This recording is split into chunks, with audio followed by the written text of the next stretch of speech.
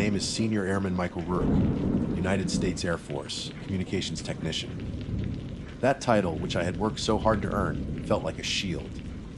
It was a definition, a purpose. It meant I was a man who understood signals, who could decipher order from the chaos of the ether. I thought I knew what my job was. I was wrong. My transfer orders came on a Tuesday. Cape Lisburne Air Force Station, Alaska. I had to look it up on a map. It was a tiny speck on the northwestern, most tip of the state, a place where the Chukchi Sea met the Arctic Ocean, closer to Siberia than to Anchorage. It was a relic of the Cold War, one of the original distant early warning DWs, line sites built to watch for Soviet bombers coming over the pole, a remote tour. The assignment papers said 12 months. It might as well have said a lifetime. The flight in was a prelude to the nightmare.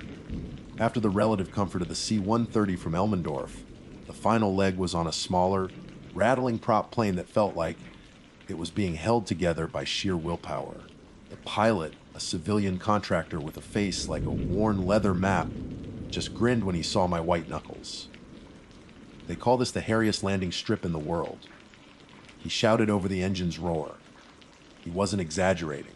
The plane made a gut-wrenching turn, banking hard into a ferocious crosswind, aiming for a short gravel runway carved into the base of a desolate mountain. For a moment, all I could see was the rock face, and I was sure we were going to become another ghost story told to new recruits.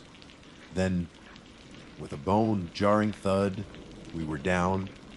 I stepped out into a world of gray and white. The wind was a physical force, a constant, shrieking pressure that stole the breath from my lungs and bit at any exposed skin. The base, or bottom camp, as they called it, was a collection of squat, wooden buildings connected by a series of covered walkways, their paint peeling from decades of Arctic abuse. They looked temporary, like they were never meant to last, which I later learned was true. They were designed with a 15-year life expectancy back in the 1950s. Above us, clinging to the summit of a 1,600-foot peak, was the top camp, where the giant white redome stood like a solitary, unblinking eye. The man who met me was Master Sergeant Henderson. He was wary and weathered, with eyes that seemed to be constantly scanning the horizon for something I couldn't see. There was a tremor in his hands that he tried to hide by clenching them into fists. He gave me a tour that was less welcoming and more of a warning. This is the mess hall. This is the barracks. That's the road to top camp, he said, his voice flat and devoid of emotion. You'll be working in the comms shack next to the old White Alice site.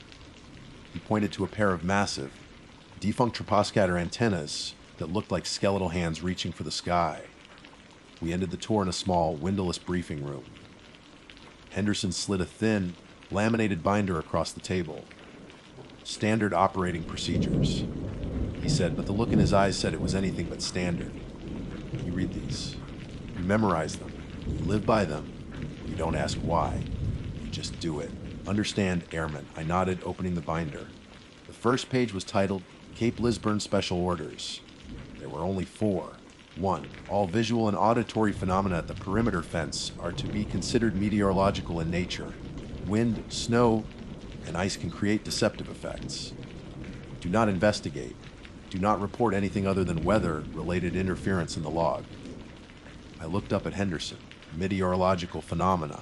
Like what?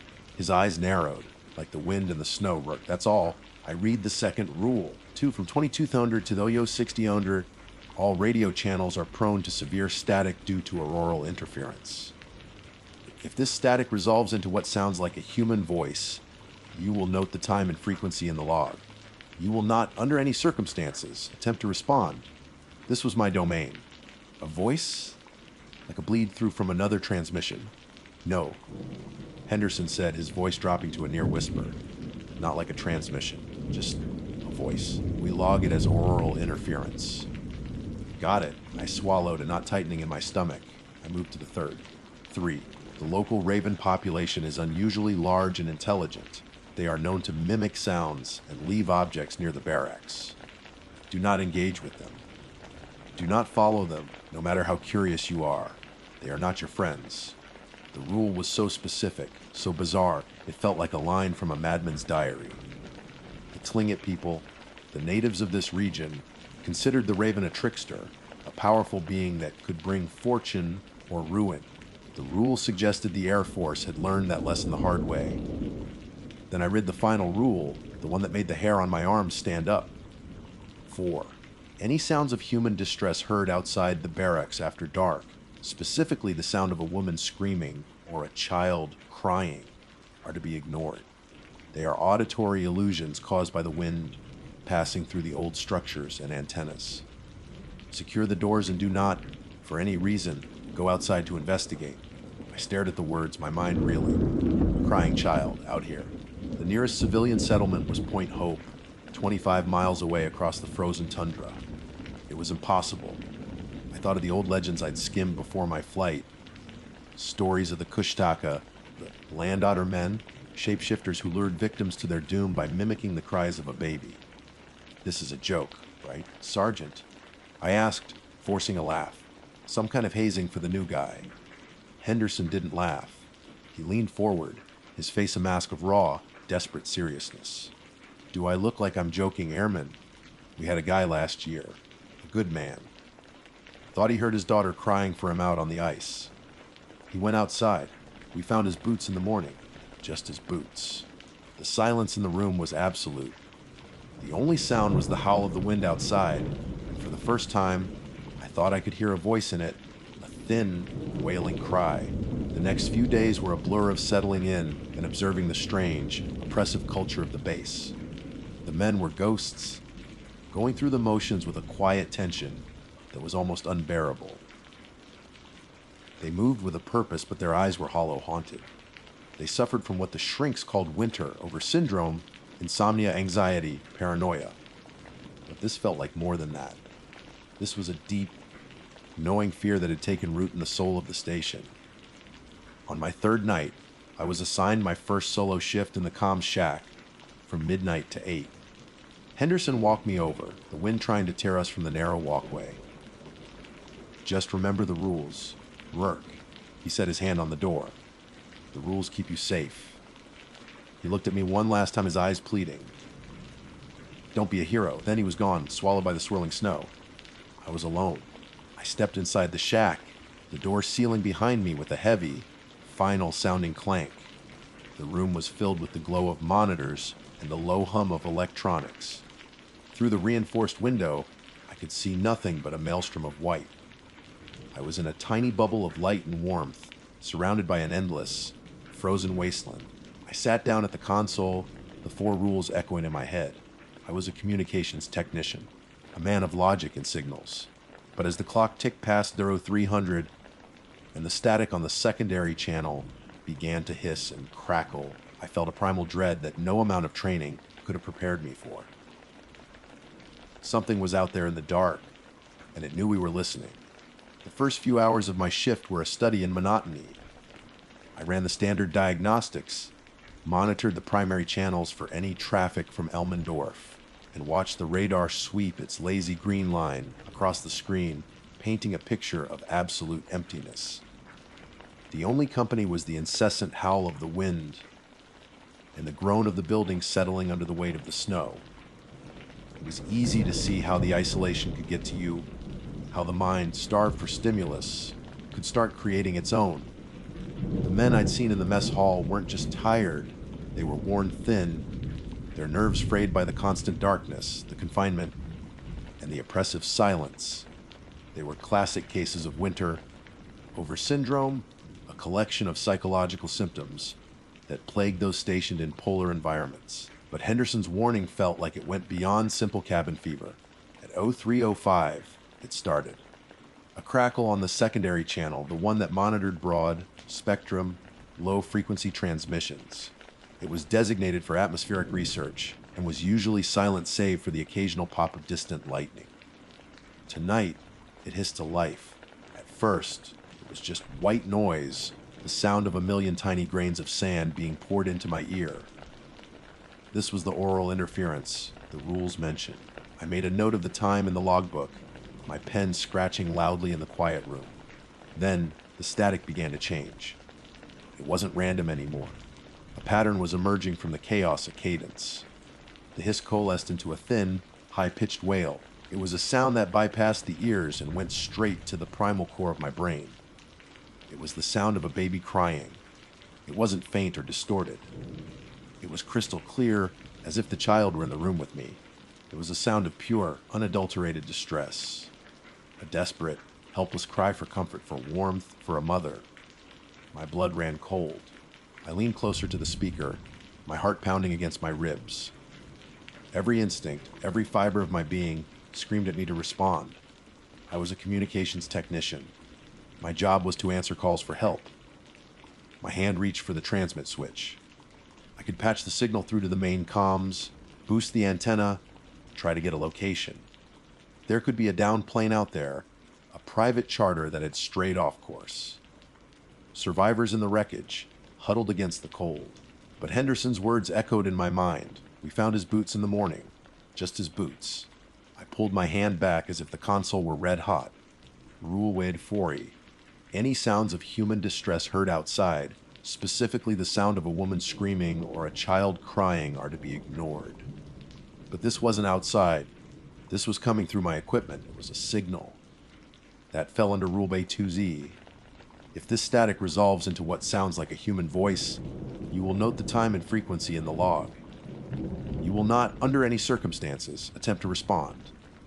The crying intensified, taking on a frantic, breathless quality. It was a sound meticulously engineered to trigger a rescue response.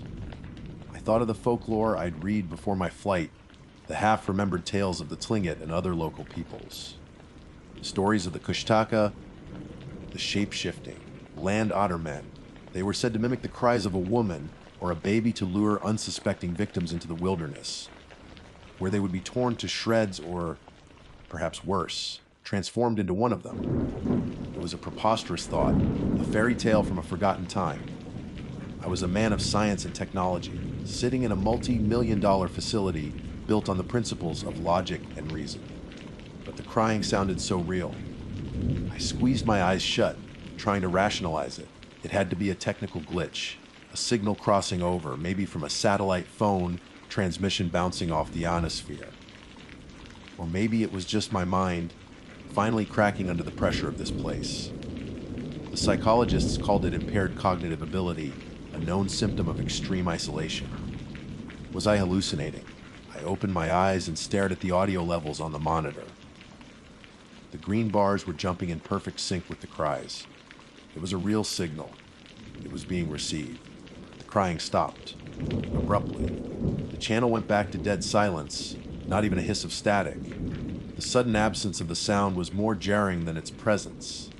The comms shack felt profoundly empty, the silence pressing in on me. I sat there for a long time, my own breathing loud in my ears, every nerve ending tingling. I looked at the logbook.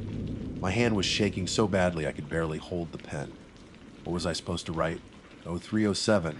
Heard phantom baby crying over the radio. Pretty sure it was a shape-shifting otter man. Send help? I'd be on the next flight out in a straitjacket.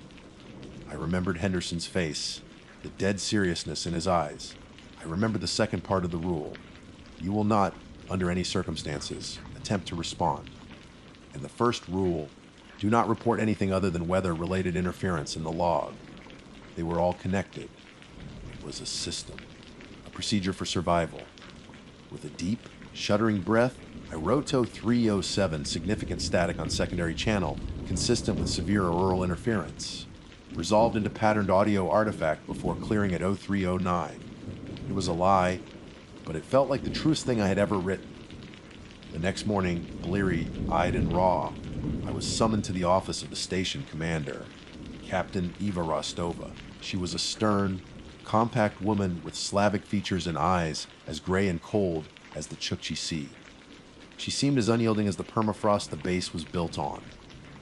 In the 20 years since the Nike Hercules missile systems were decommissioned, this place had become a backwater, but she ran it with the same Cold War intensity as if Soviet bombers were still expected over the pole at any minute. She held my logbook in her hands, open to the last page. Senior Airman Rook, she said, her voice flat, betraying no emotion. She tapped a finger on my entry from the night before. I reviewed your log. This entry regarding auroral interference. She looked up at me, her gaze pinning me to the spot. Good work. That's exactly how we logged those events. You followed protocol perfectly. She closed the book with a soft thud that sounded like a gavel. Dismissed. There was no praise in her voice, no warmth, only a cold, hard finality. I walked out of her office feeling a chill that had nothing to do with the Alaskan air. I had passed a test. I had followed the rules. And in doing so, I had just become a willing participant in a conspiracy of silence. A silent agreement to pretend the things we heard in the dark were just tricks of the wind and static in the wires. I now understood that the fear in the other men's eyes wasn't just from isolation. It was the fear of knowing that the rules were the only thing keeping the night at bay, and that the things they were designed to protect us from were very, very real. My good work in the logbook was an initiation. I had crossed an invisible threshold, and the other men knew it. The way they looked at me changed. The guarded suspicion was replaced by a kind of wary camaraderie, the shared glance of survivors who know the same terrible secret. We were all liars, bound together by the fiction we maintained in our official records. The oppressive quiet in the mess hall, the haunted, hollowed-out expressions. It wasn't just the winter over syndrome the manuals described. It was the strain of actively denying the evidence of our own senses, day after day. The isolation began to work on me in ways I hadn't anticipated. Time became fluid, marked only by the shift changes and the perpetual twilight outside. The constant wind was a voice, whispering against the buildings, and I started hearing phantom sounds. A footstep in an empty hallway, a muttered word that was just the groan of freezing metal. My sleep was shallow and plagued by nightmares of a crying child lost in an endless blizzard. This place was a pressure cooker for the mind, designed to break you down, and the rules were the only thing holding the pieces together. Then came the ravens. Rule Funny 3, the local raven population is unusually large and intelligent. They are known to mimic sounds and leave objects near the barracks. Do not engage with them. Do not follow them, no matter how curious you are. They are not your friends. I dismissed it as the strangest, most arbitrary rule, but I came to understand it was perhaps the most insidious. They were everywhere. Huge, glossy black birds with an intelligence in their obsidian eyes that felt ancient and unnerving. They weren't like normal birds. They didn't scatter when you approached. They watched. They gathered on the railings of the covered walkways and on the skeletal arms of the old white Alice Traposcatter antennas, their heads cocked as if they were listening, judging. In the folklore of the Tlingit and other Athabascan peoples, Raven was a central figure, a creator, a trickster, a being of immense power who could walk between worlds. Here at Cape Lisburn, that mythology felt less like legend and more like an operational assessment. One afternoon, during my shift, one of them landed on the windowsill of the comms shack. It was enormous, larger than any raven I had ever seen. It stared at me, its head tilted. Then it tapped its beak against the triple pane glass. Tap, tap, tap. The sound was sharp, deliberate. I froze, remembering the rule. Do not engage with them. I tried to ignore it, turning back to my console, but the tapping continued, insistent. Finally, I glanced back. The raven dropped something from its beak onto the sill. It was small and metallic, glinting dully against the gray sky. The bird gave one last look at me, a look that felt impossibly knowing, and then launched itself into the wind, disappearing into the flurry of snow. For 10 minutes I sat there, my heart hammering against my ribs. Curiosity warred with a primal fear. The rule was clear, but the object was just sitting there. It wasn't a rock or a piece of trash. It looked like a locket. Breaking my own resolve, I cracked the window just enough to snatch it from the sill, the Arctic air biting at my fingers. It was a small silver locket, tarnished by weather. It felt cold, unnaturally so. With trembling fingers, I pried it open. Inside, protected from the elements, were 2 tiny, faded photographs. On one side, a young woman with a hopeful smile. On the other, a little girl, no older than 5, with the same smile. A cold dread washed over me. This wasn't some random object. This was a treasure. This belonged to someone. That evening in the mess hall, the locket felt heavy in my pocket. I took it out, staring at the faces under the dim fluorescent lights. Master Sergeant Henderson was sitting a few tables away, stirring his coffee with a hand that shook so badly it rattled the cup in its saucer. His eyes, constantly scanning the room, fell on the locket in my hand. He went rigid. The color drained from his face. The cup slipped from his trembling fingers and shattered on the floor. "Where did you get that?" He hissed, his voice a ragged whisper that cut through the low murmur of the room. Before I could answer, he was on his feet, stumbling towards me. "That's Connolly's," he choked out, pointing a shaking finger at the locket. "That's his little girl. He showed it to me the day he got here. Connolly, the name of the man who went outside, the man whose boots were all they found." "A raven," I stammered. Left it on the windowsill. Henderson let out a sound that was half sob, half scream. "They marked you." He shrieked, his eyes wild with terror. "They're watching you! They're their eyes!" "They watch you and then they call for you." "Don't you understand? They call for you." 2 burly security airmen were on him in an instant, grabbing his arms. Captain Rostover emerged from her office as if she had been waiting for this. Her face was a mask of cold fury. "Get him to the infirmary," she ordered, her voice like cracking ice. Henderson was still raving as they dragged him out, screaming about voices in the static and faces in the snow. The mess hall was dead silent.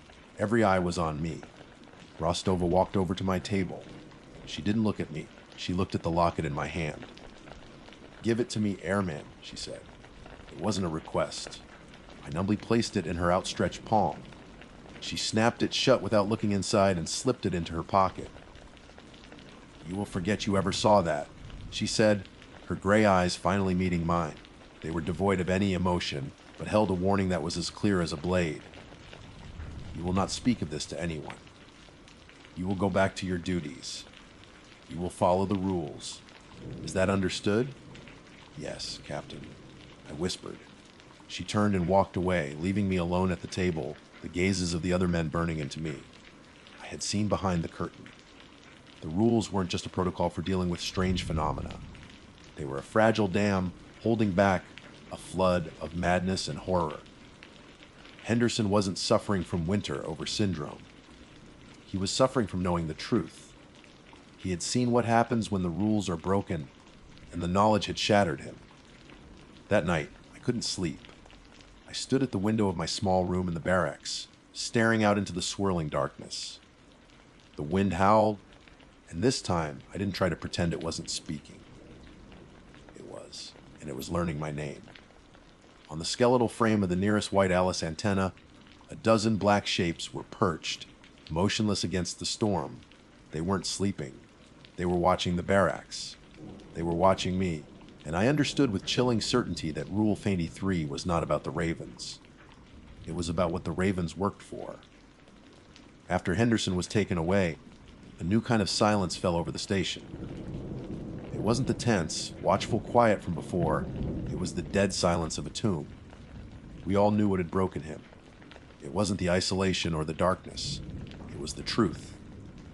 He had looked into the abyss one too many times, and the abyss had stared back, wearing the face of a dead man's child. The locket was never mentioned again. Captain Rostova's cold efficiency was absolute. Henderson was flown out on the next transport, his records citing a severe case of winter, over syndrome, a neat, clinical explanation for a soul that had been fractured by the impossible. I was the new pariah. The men avoided my gaze, stepping away when I entered a room. I was the one who had found the locket. I was the one the Ravens had marked. I was a lightning rod, and no one wanted to be standing next to me when the storm broke. The Ravens were my constant, silent observers. They sat on the antennas, on the rooftops, their black eyes following my every move. They were no longer just birds. They were sentinels, messengers for something ancient and hungry that lived in the wind and the ice. The nights in the comms shack became a form of torture. Every burst of static, every groan of the building sent a jolt of adrenaline through me. I logged the auroral interference with a numb, mechanical precision, never letting myself listen too closely to the patterns within the noise. I was surviving on coffee and fear, my nerves stretched taut like the guy, wires holding the antennas against the gale. The psychological strain was immense. I felt my own cognitive abilities fraying, my thoughts becoming a paranoid loop. The final test came 2 weeks before my tour was scheduled to end. The storm that night was a monster, a physical assault of wind and snow that made the entire station shudder. I was in my room in the barracks, trying and failing to read. When I heard it, it wasn't over the radio, it was outside. A woman screaming. I froze, the book falling from my hands. Rule 84. Any sounds of human distress heard outside the barracks after dark, specifically the sound of a woman screaming or a child crying, are to be ignored. It was an auditory illusion, the wind shrieking through the old, derelict structures. That's what the rules said. That's what I had to believe. But then the screaming sharpened into words, a name, carried on a gust of wind that rattled my window. Michael! Oh God, Michael, help me! It's so cold! My blood turned to ice water. It was my mother's voice. It was impossible. She was thousands of miles away, safe in her suburban home in Ohio. Couldn't be her. And yet the sound was perfect. Her exact tone, her specific inflection, the way her voice rose in panic. It was a sound I hadn't heard since I was a child, when I'd fallen from a tree and broken my arm. It was the sound of my mother's terror, reserved only for me. I scrambled to the door, my hand hovering over the lock. This was the lure. The ultimate, personalized trap. The Kushtaka. The land ottermen of Tlingit legend were said to do this. To mimic the voices of loved ones to draw their victims out. They didn't just play a random sound, they played your sound. They reached into your heart and found the one thing you couldn't ignore. Michael, please! I can't feel my hands! Open the door! The voice was closer now, right outside. A frantic, desperate pounding began on the heavy steel door of the barracks. I backed away, stumbling over my own feet, my mind a whirlwind of terror and confusion. I thought of Connolly. We found his boots in the morning. Just his boots. Was this how it happened for him? Did he hear his daughter calling his name, her voice filled with pain and fear? The pounding stopped. A new sound began, a soft, pitiful whimpering, a child's cry. It was the same sound from the radio, but it was here, on the other side of my door. It was a confirmation. The thing from the radio, the thing the Ravens worked for, the thing that took Connolly. It was outside, and it had come for me.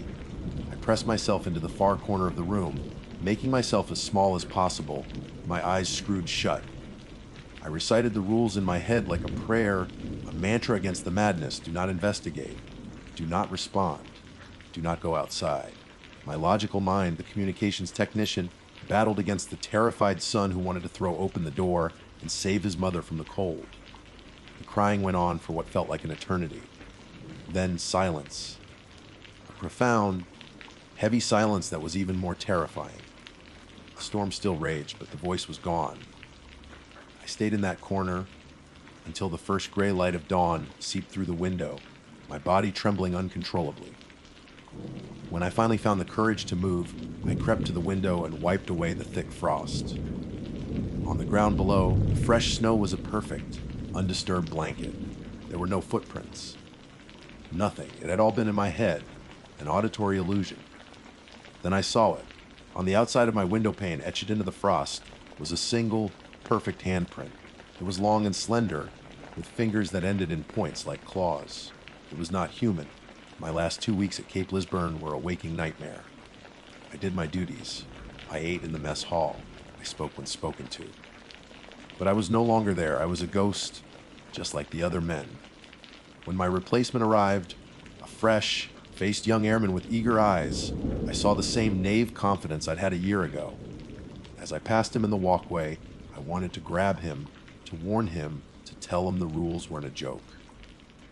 But I just nodded the same way Henderson had nodded to me and kept walking. There was nothing to say. He had to learn for himself. As the prop plane lifted off the gravel runway, banking hard against the wind, I looked down at the station for the last time.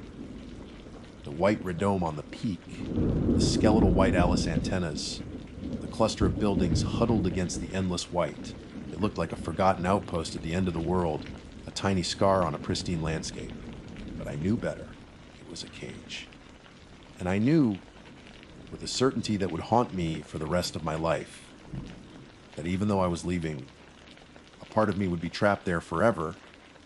Its voice sometimes carried on the wind, calling for the next new arrival.